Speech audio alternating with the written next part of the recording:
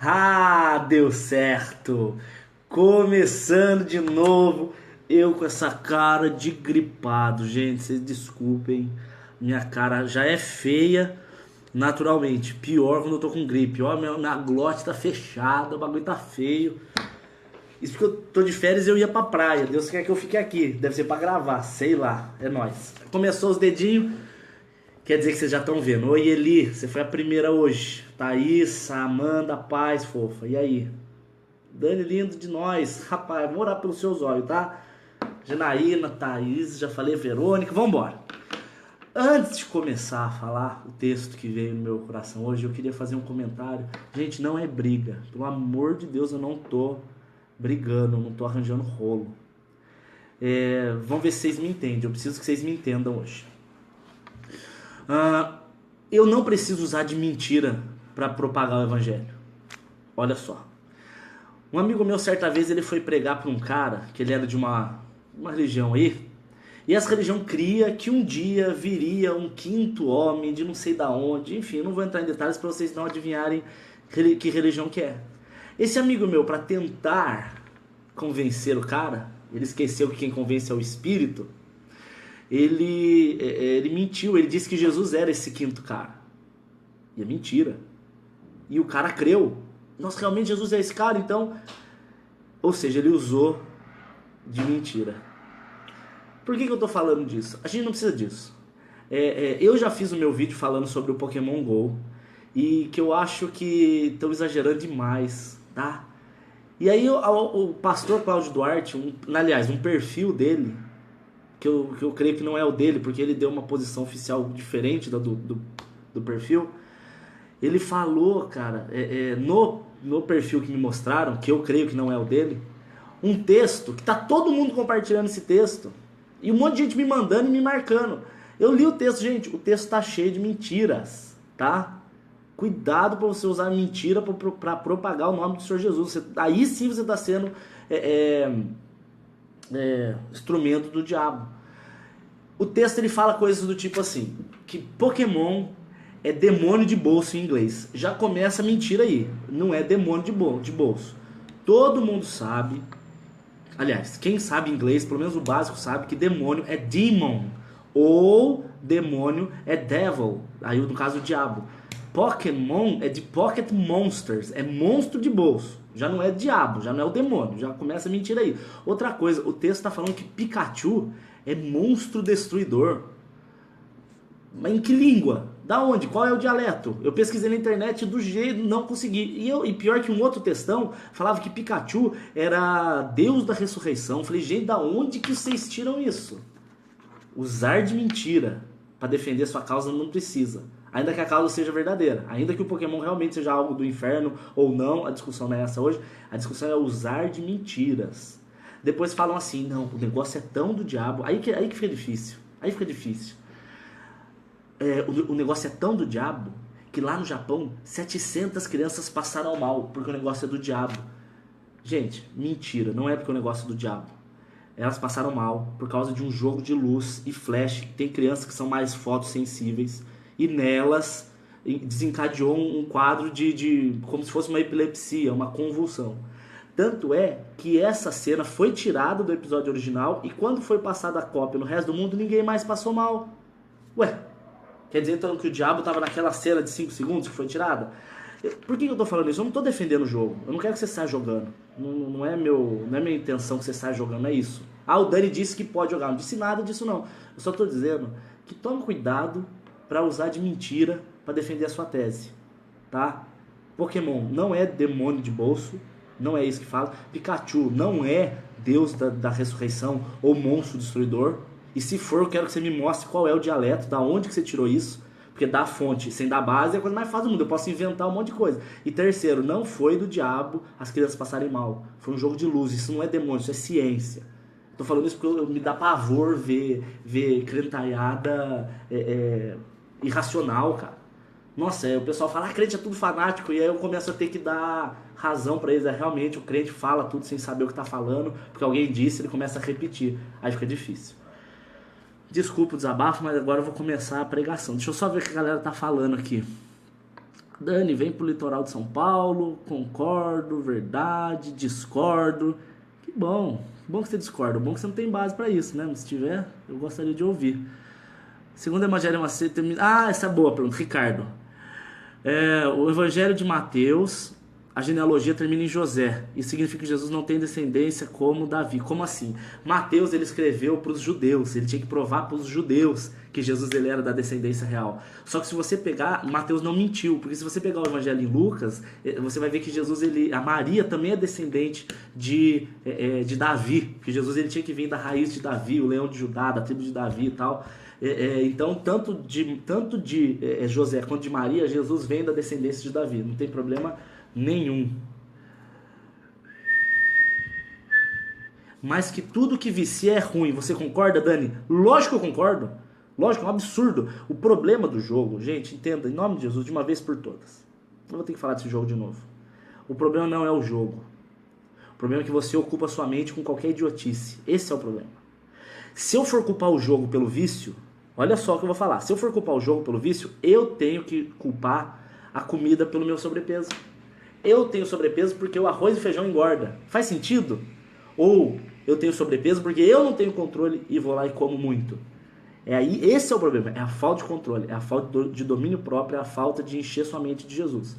O jogo, ele é só um instrumento que a mídia usa para prender tua mente, que o inferno usa, enfim. Mas o jogo, não posso falar que ele é do inferno. O problema não é que ele que vicia, o problema é que as pessoas têm um vazio na mente que enfim é qualquer coisa. A galera que fala que é viciada em jogo, ela é viciada em Face, ela é viciada no WhatsApp, ela é viciada em novela, ela é viciada em Big Brother, ela é viciada em café, tem gente viciada em café, em Coca-Cola. Então tudo é do diabo, tudo é do diabo. Não saia da sua casa, não saia da sua casa, porque é tudo do diabo. Credo. Dá moral pra esse Pokémon não, eu não tô dando. Eu nem vou baixar esse negócio, nem tô jogando. Como é que eu daria moral? Eu daria moral se eu estivesse jogando, mas eu não tô jogando, não baixei, não vou baixar e não aconselho que ninguém baixe. Daniel, vejo que há tantas almas para ser ganhas e infelizmente perde tempo com coisa assim, verdade, querido. Concordo muito com você. Concordo de verdade. Vamos pro texto? Vamos pro texto? Vamos. A hora que a gente acabar... Oi, Ju, Serafim, que legal você aí, Fofos. Tudo em exagero é ruim, verdade. Até viver na igreja demais em exagero é ruim. O cara larga a família para ficar na igreja. Dani, gostaria de saber, por que Jesus falou que quem não tem pecado atire a primeira pedra, mas se ele não tinha, por que ele não atirou? O que você entende dessa passagem? Eu entendo, querido, que Jesus ele não veio julgar. Nossa, isso é muito legal. Deixa eu até respirar para eu falar isso. As pessoas têm a ideia de que Jesus vai vir. Olha só, para tudo, esquece tudo que você aprendeu de Jesus, presta atenção nisso agora. As pessoas têm a ideia de que você vive uma vidinha e quando chegar no último dia, Jesus vai te julgar e vai falar, você vai pro céu, você vai pro inferno. Não é assim que funciona. De acordo com a Bíblia, que é a verdade, Romanos 3, a partir do verso 23, fala que todos pecaram, todos destituídos estão da glória de Deus. Todo mundo já nasce condenado.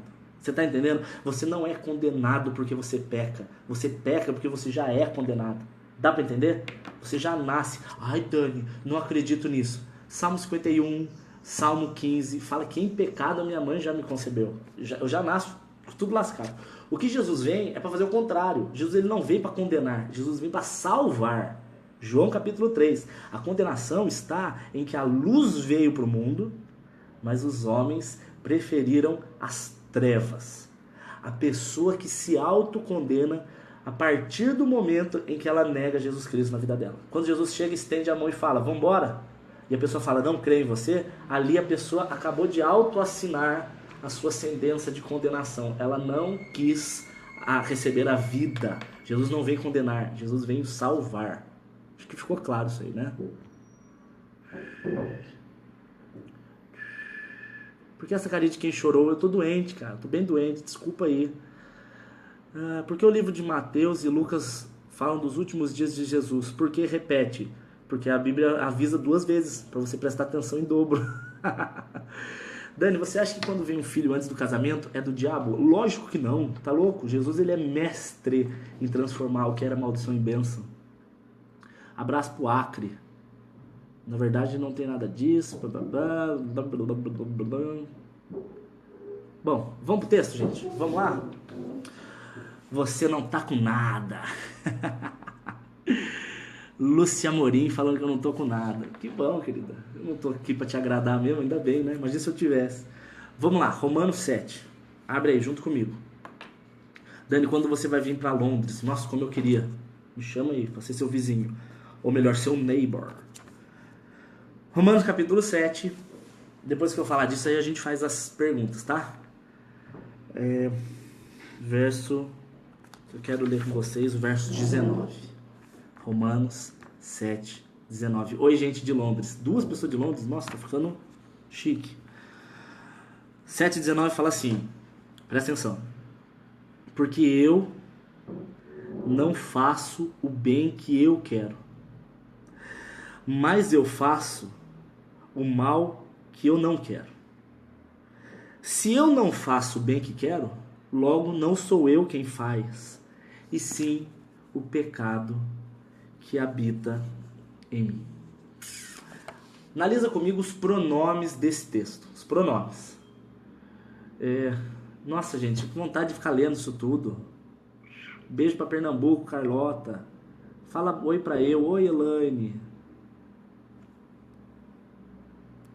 Nossa, não entendi o que o cara escreveu aqui. Tô perdida, mas vamos lá. Vamos devagar. Eu tô lendo Romanos 7, 19. Eu vou ler de novo, tá? Desculpa, quem já ouviu, ouve de novo. Romanos 7, 19. Porque eu não faço o bem que eu quero, mas eu faço o mal que eu não quero. Se eu faço o mal que eu não quero, logo já não sou eu quem faz, mas é o pecado que habita em mim. Presta atenção comigo. Paulo, ele escreve Romanos. O livro de Romanos é escrito para irmão. O livro de Romanos é escrito para quem já crê. Ele está falando como se ele estivesse falando para novos convertidos ou pessoas que já se converteram. Tá entendendo? Então, primeiro, esse texto não é para o ímpio. Esse texto é para o salvo. Já começa por aí, o livro de Romanos. Apesar de valer, lógico, para o ímpio, lógico, mas o alvo é pessoas que já creem. Ele fala assim, o mal que eu não quero, esse eu faço. Ué? Responde a Lu. Quem que é Lu? Oi, Lu, tudo bem? Vamos lá. O mal que eu... Gente, me desconcentra tudo, eu quero ficar lendo, mas é muita coisa para falar. Vamos devagar. Por que Paulo está falando assim? Quando você crê, a partir do momento que você crê, a Bíblia fala em Hebreus 4, que a palavra de Deus ela é viva e eficaz, ela é uma espada penetrante, ela vem e ela divide. No mesma ideia, em Colossenses no capítulo 2, fala que Jesus realiza em nós uma circuncisão, não da carne, mas uma circuncisão na mente. O que esses textos têm em comum? A partir do momento que você nasce, quando você nasce, você é um ser totalmente dominado pela sua carne. Você não tem a opção de não pecar. Você é escravo do pecado. Não existe livre-arbítrio para a velha criatura, porque a velha criatura ela é obrigatoriamente escrava do pecado. Ela vai pecar, ela vai mentir, ela vai enganar, ela vai roubar, ela vai ser imoral sexual, ela vai querer ser egoísta, ela vai, não adianta, não tem o que fazer. Só que quando Jesus vem e a palavra de Deus ela é pregada, ela cai no seu coração, Mateus capítulo 13, aquela semente que cai e brota, por algum mistério que eu nunca vou conseguir explicar, a palavra de Deus ela te separa. Ela te separa da sua carne. Essa é a divisão, a circuncisão da mente. A sua carne não é mais a dona da sua alma. Sua alma está livre. Por isso que Jesus fala, conhecereis as verdades, a verdade e a verdade os libertará. Me libertará do quê? Me libertará do domínio da carne. Hoje eu não sou mais aquela pessoa que eu nasci, porque Jesus na cruz matou o meu velho homem e ele me ressuscitou uma nova criatura. Essa nova alma de quem crê, ela agora é livre, ela tem o livre-arbítrio. Agora você vai andar de acordo com como você se alimenta. Como assim, como eu me alimento? Bugou. A minha mãe falando, oi mãe, o almoço estava gostoso hoje. Como assim, do que eu me alimento? A alma, a carne nunca vai desistir dela. Vai ter sempre as ideias do inferno. Vai lá, assiste aquele site que você não deve, responde com grosseria, fala como, fala, seja grosso, seja egoísta, não dá carona não, a gasolina tá cara. A carne vai tentar bagunçar. Só que por outro lado, tem o Espírito Santo de Deus falando, não é esse o caminho, não é por aí que você tem que ir. Você vai andar de acordo com qual voz você ouvir mais. Quando Paulo fala assim, o bem que eu quero, ele está falando da alma dele. O bem que minha alma quer, eu acabo não fazendo. Mas o mal que a minha carne quer, é esse que eu acabo fazendo. Você está entendendo? Como que eu faço para não cair mais? Simples, mantenha a sua alma cada vez mais longe da sua carne e cada vez mais próxima do Espírito Santo de Deus. Quanto mais perto do Espírito você estiver, mais em santidade você caminha. Não adianta você chegar no fim não adianta você chegar no fim do dia e você não teve contato nenhum com Jesus, você não leu, você não orou, você não ouviu um louvor, você não falou de Jesus com ninguém. E aí você chega no fim do dia e você começa a reclamar das suas crises de ansiedade, das suas crises de carência, da sua crise, do seu medo do amanhã. Meu Deus, o que será de amanhã? Essas coisas dominam porque você não percebeu, mas a tua alma está mais grudada com a tua carne do que com o Espírito Santo de Deus, porque você não teve contato com o Espírito Santo de Deus. Jesus, a salvação é 100% de Deus, a obra é toda dele. Mas andar em santidade e andar em intimidade depende da gente. Depende de você levantar o traseiro do sofá e ir para o seu quarto ler uma palavra de Deus, colocar um louvor no YouTube, uma pregação boa para ver, ou frequentar algum culto onde se ensine realmente a palavra de Deus. Então quando Paulo fala assim, o bem que eu quero, o bem que a minha alma quer, eu não faço. Mas o mal que eu não quero, a minha carne, é esse que eu acabo fazendo. Você, a partir de hoje, se você não quiser mais fazer o mal que a sua carne manda, simples, mantenha a sua alma cheia do Espírito Santo de Deus, conforme a palavra de Gálatas no capítulo 5. Ela fala assim, andem em espírito e vocês não satisfarão as vontades da carne. Isso é Gálatas 5:15. Ou se você pegar Romanos no capítulo 8, lá no comecinho, ele fala assim, porque a inclinação a inclinação para a carne é morte, mas a inclinação para o espírito é amizade com Deus, cara. Simples assim. E essa é a palavra de hoje. Agora eu vou começar a responder o que a galera tá falando aqui. E aí, gente, o que vocês querem saber? Manda pergunta aí. O teclado de Bahia tá... Da Bahia. Gente, beijo da Bahia. Suíça? Nossa, Cláudia, você é da Suíça. Só Jesus na minha causa. É verdade. Ai, que menina meio perturbadinha, tadinha. Minha carne queria assistir, mas eu falei não, vou ouvir a pregação. Aí Deus, ponto, um beijo na sua testa, ó. Falou tudo. Queria ver TV, mas preferia ouvir pregação. A sua carne mandou você ir ver TV, o seu espírito, a sua alma preferiu ouvir o Espírito que falou para ir assistir a pregação. Fim, com certeza você vai ficar muito melhor do que se você estivesse assistindo TV. Fantástico. Efésios 6, de 10 a 20. Eu falo isso amanhã. Do Japão? Meu Deus, a Eli tá grávida? Eu acho que não. Ela ainda tá meio enjoada, mas em nome de Jesus não é a hora, não tem dinheiro pra isso não. Qual o profeta que era gordo? O Eli. Ele era gordo, caiu pra trás, quebrou o pescoço. Mole. Tenho imensa dificuldade em ser simpática com todo mundo. Deixa eu te falar uma coisa. Uma vez, eu tinha raiva de uma menina, porque eu achava ela muito perdida. Ela me dava muita raiva. Porque não tinha jeito, não tinha como salvar aquela menina. Não adiantava pregar, ela não dava bola. E eu comecei a criar muita raiva dela. Aí um dia eu saí com ela pra conversar e eu queria entender por que ela era daquele jeito. Porque as pessoas não são más porque elas querem. Alguma coisa influenciava ela. E aí eu fui ver, na história dela, ela teve um problema sexual na infância, grave. E esse problema sexual que acarretou no problema sexual que ela tinha depois de mais velha. Eu não vou dar detalhes, tá? Eu passei a olhar aquela menina diferente. Eu não olhava mais ela com raiva, eu olhava ela com misericórdia.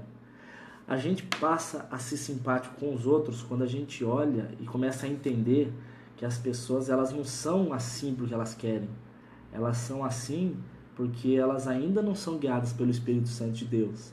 Se você é guiado pelo Espírito Santo de Deus, você não tem que ter raiva dessas pessoas, porque elas ainda não foram. Você tem que olhar para elas com extrema misericórdia e orar para o Senhor tocar elas do mesmo jeito que você foi tocado. Porque se não fosse Jesus ter tocado a sua vida, você era pior até do que essas pessoas. Quanto tempo já foi? Meu Deus, 20 minutos. Chega. Mais que 20 minutos começa a ficar muito longo. Gente, até amanhã, tá? Amanhã a gente fala de novo. Se der, eu acho que eu vou viajar. Se eu não for, a gente vai de novo. Deus abençoe bastante sua vida. Amo vocês. É um prazer estar junto com vocês aqui. E que Deus abençoe de verdade. E amanhã eu vou falar de Efésios 6, que tá todo mundo pedindo, tá bom? Beijos. Deus abençoe bastante, querido.